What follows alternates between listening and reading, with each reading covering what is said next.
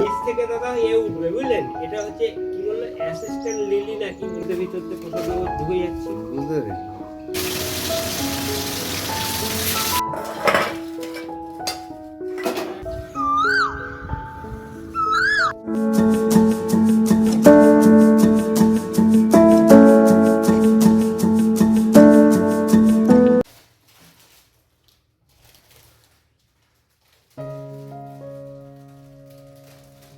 Hello, good morning সবাইকে।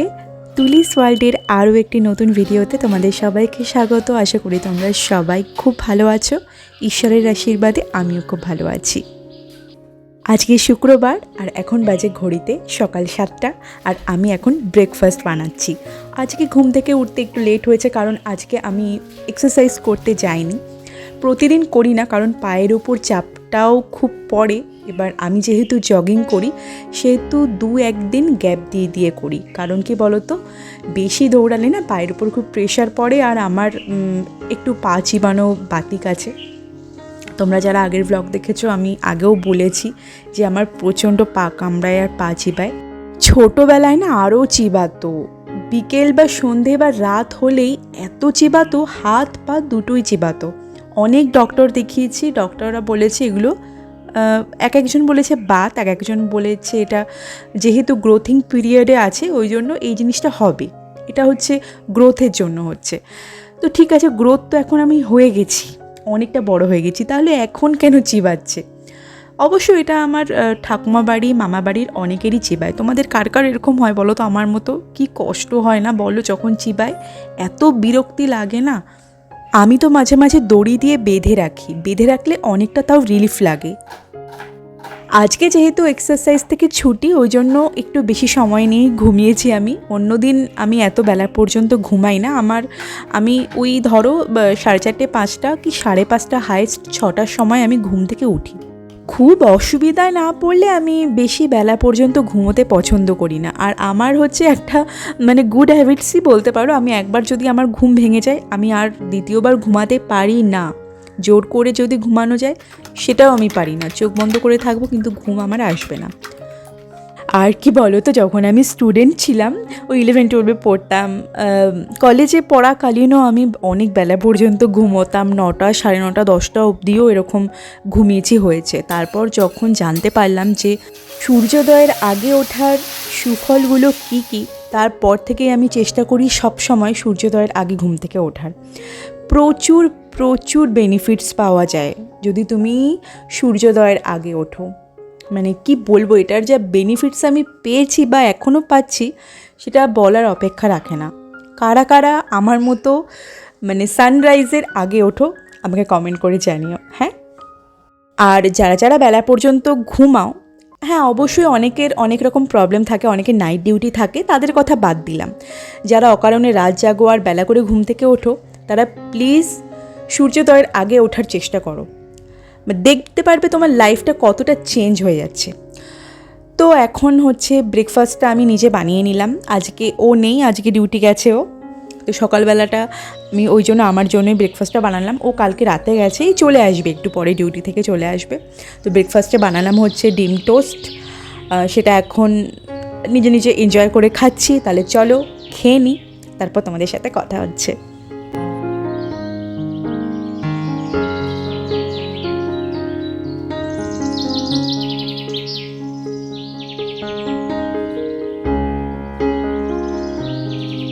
Breakfast করার পরে মনটা একটু চা চা করেই। তোমাদের কার কার করে? আমার তো খুবই করে। খালি পেটে আমি চা খাওয়া পছন্দ করি না, তো ব্রেকফাস্ট খাওয়ার পরে আমি চা খাবই। আর যেহেতু এখনও শীতের রেশটা বাকি আছে, ওই জন্য চা তো বানতা হয় সকালবেলা। আর যারা আমার ব্লগ দেখো তারা তো জানোই যে আমি চা খাই বিস্কুটের লোভে, এটা আমি প্রত্যেক ব্লগেই বলি। এখন তো 2টো বিস্কুট খাই, আগে 4টে খেতাম, কদিন আগেও 4টে খেতাম। তোমরা ডেলি ব্লগ যদি আমি দিতাম তাহলে বুঝতে পারতাম আমি প্রত্যেক দিনই 4টে করে বিস্কুট খেতাম, দুধ চায়ের সাথে ভিজিয়ে। তো তারপর ভাবলাম যে এরকম যদি 4টে করে বিস্কুট খাই, আমার এই জগিং করা বা এক্সারসাইজ করাটা পুরোটাই বৃথা।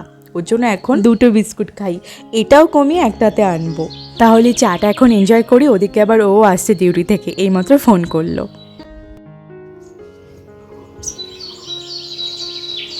লিফট থেকে দাদা উঠবে বুঝলেন, এটা হচ্ছে কি বললো অ্যাসিস্ট্যান্ট লিলি না কি নাম, ওই জায়গাটার মতন এখান থেকে আপনার জায়গা উঠবে। উঠবে, এটা ফুলটা কেটে যাবে কিন্তু গাছ মরবে না আরেকটা হচ্ছে এটা বেরোবে আবার এখান থেকে আবার উঠবে নতুন গাছ, সিস্টেমটা তাই।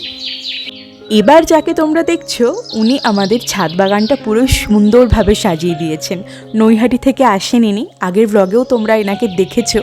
ইনি আমাদেরকে মানে আমাদের ছাদ বাগানটাকে নতুন রূপে সাজিয়ে দিয়েছেন। মানে আমার ছাদ বাগানে এখন যেই আসে সেই বলে যে এখানকার মতো শান্তি আমি কোনো জায়গায় পাই না, এত সুন্দর লাগে। আমি তো প্রায় প্রত্যেক দিনই ছাদে আসি, বেশিরভাগ সময়টা আমি এখানেই কাটিয়েছি এই শীতটায়। গরমকালে তো আর আসতে পারবো না, ওই বিকেলবেলা আসবো। তো পুরো কৃতিত্ব হচ্ছে এনার। ইনি টব, মাটি, গাছ, এমনকি আরও অনেক কিছু মানে গাছ রিলেটেড জাতীয় সব কিছুই এনার কাছে পাবে তোমরা। ইনি গাছ বিক্রিও করেন, গাছ লাগিয়েও দেন। পুরো যদি ছাদ বাগান তোমরা করো আর পুরো দায়িত্ব যদি এনাকে দিয়ে দাও, ইনি আরামসে সেই দায়িত্ব পালন করেন, অবশ্যই টাকার বিনিময়ে। তো তোমরা যারা এনার নাম্বার চাও আমাকে অবশ্যই কমেন্ট করে জানাতে পারো, আমি এনার নাম্বার দেব। ইনি কলকাতাতেও যান, মানে বিভিন্ন জায়গায় যান আর কি। তো যাদের নাম্বারটার দরকার আমাকে কমেন্ট করতে পারো, আমি এনার নাম্বার দিয়ে দেবো। এই দেখো কি সুন্দর ফুল ফুটেছে না। আমার যেহেতু গোলাপ গাছ খুবই প্রিয়, তাই জন্য আমি গোলাপ ফুলের দিক থেকে না মানে গোলাপ গাছের দিক থেকে চোখ সরাতে পারি না। এই করে করে আমার এখন প্রায় 30 থেকে 40 খানা গোলাপ গাছ হয়ে গেছে। জানি না কিভাবে পরিচর্যা করব, তবে ভগবানের যদি ইচ্ছা থাকে তাহলে নিশ্চয়ই আমি এর পরের বছর তোমাদেরকে অনেক অনেক গোলাপ ফুল দেখাতে পারবো। ইতিমধ্যেই 6 থেকে 7টা গাছ অনেক ফুল দিয়ে ফেলেছে। এবার আবার পরের রাউন্ডে ফুলটা ফুটতে শুরু করেছে। এখন তো 2টো ফুল দেখলে, আবার কয়েকদিন পরে অনেক ফুল ফুটবে, তখন তোমাদেরকে আবার দেখাবো।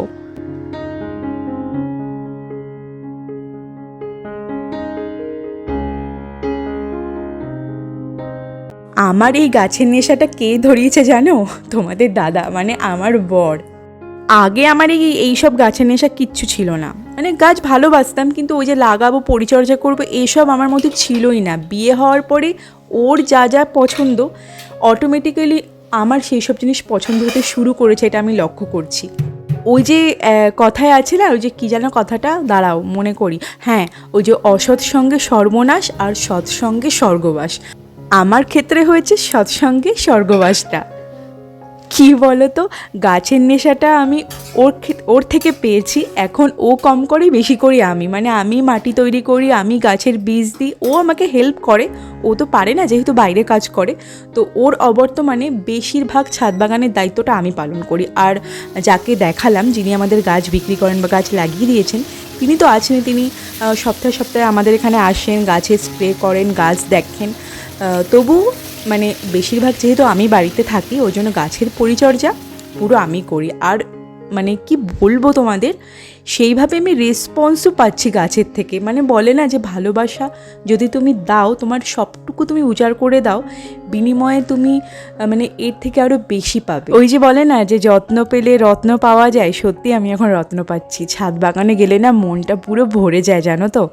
একেই জানো যে পৃথিবী থেকে আস্তে আস্তে সবুজের ছোঁয়া হারিয়ে যাচ্ছে। সুতরাং সবারই উচিত এখন বাড়ির কাছে একটু যদি জায়গা থাকে সেখানে গাছ লাগানো, কারণ সবুজ সবসময় সুন্দর, তাই না বন্ধুরা?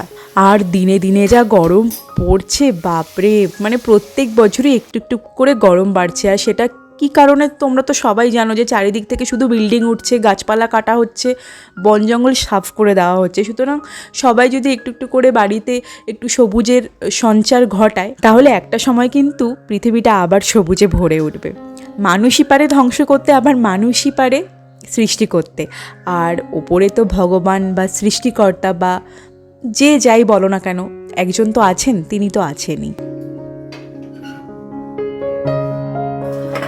তো চলো, তোমাদের সাথে গল্প করতে করতে আমার একটা রান্না তো কমপ্লিট হয়ে গেল। গাটি কচু দিয়ে, আলু দিয়ে, রুই মাছের, এটা রুই মাছ না, মনে হয় কাতলা মাছের ঝোল করলাম। আর আগের দিনের কটা রান্না ছিল, তো সেই দিয়ে খেয়ে দিয়ে একটু দুপুরবেলা একটু শুয়ে তারপর বিকেলবেলা এলাম ছাদে।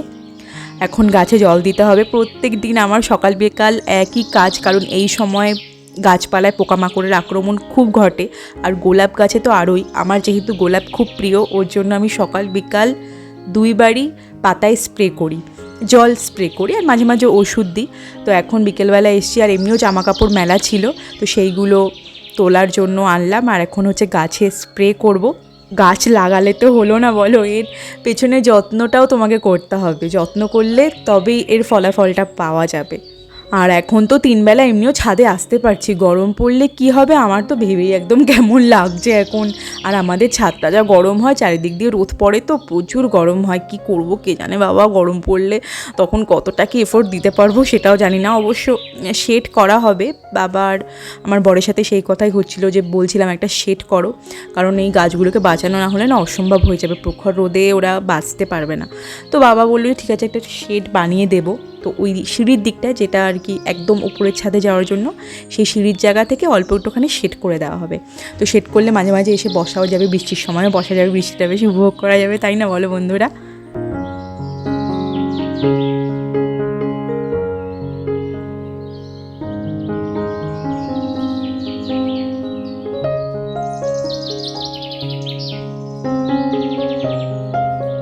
এই বসন্তকালের বিকেলবেলাটা কি সুন্দর লাগে না বলো, চারিদিক থেকে শুধু কোকিলের আওয়াজ।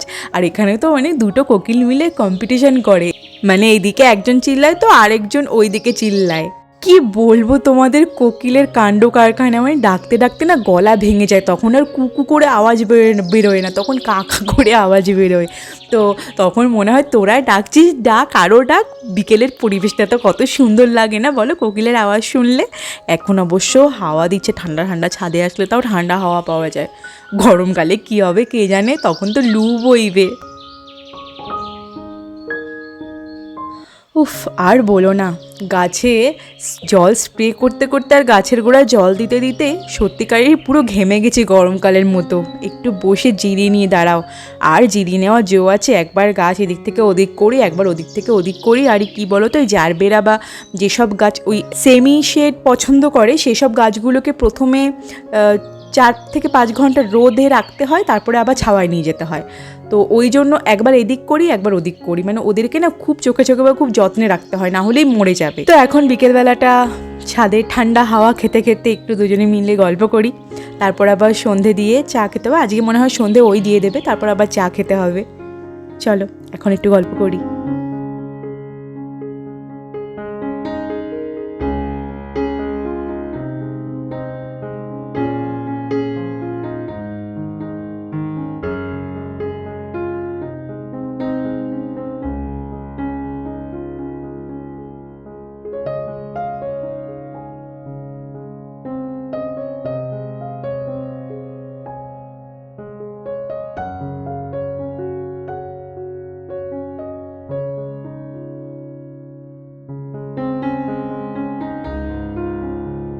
আচ্ছা, এবার একটা কথা বলি, আমার চ্যানেলে তো তোমরা অনেক রান্নার ভিডিও দেখতে পাও। আমি নিজের মতো করে যে রান্না আমি পারি সেই সব রান্নার রেসিপি তোমাদের সাথে শেয়ার করি। তোমরা অনেক অনেক ভালোবাসা দাও আমাকে।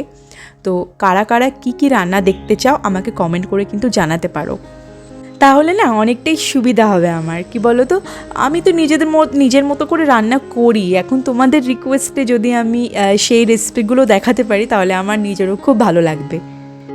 তাই প্লিজ কোনো রকম হেজিটেট না করে অবশ্যই আমাকে কমেন্টে জানাতে পারো যে তোমরা কোন কোন রেসিপিগুলো আমার থেকে দেখতে চাও। আমি অবশ্যই তোমাদের রিকোয়েস্ট রাখার চেষ্টা করব।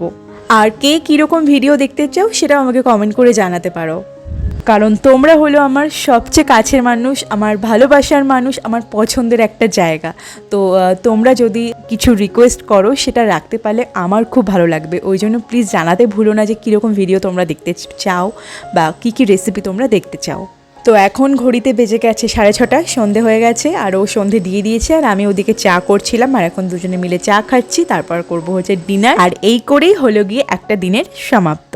আর আমার আজকের এই ব্লগটার হলো আজকের মতো দি এন্ড। নেক্সট ভিডিও আসবে খুব তাড়াতাড়ি। আর আজকের ভিডিওটা কেমন লাগলো অবশ্যই কমেন্ট করে জানিও, আর একটা লাইক করে আমাকে সাপোর্ট করো, আর চ্যানেলটাকেও প্লিজ সাবস্ক্রাইব করে নিও। তাহলে চলো, ভালো থেকো, টাটা।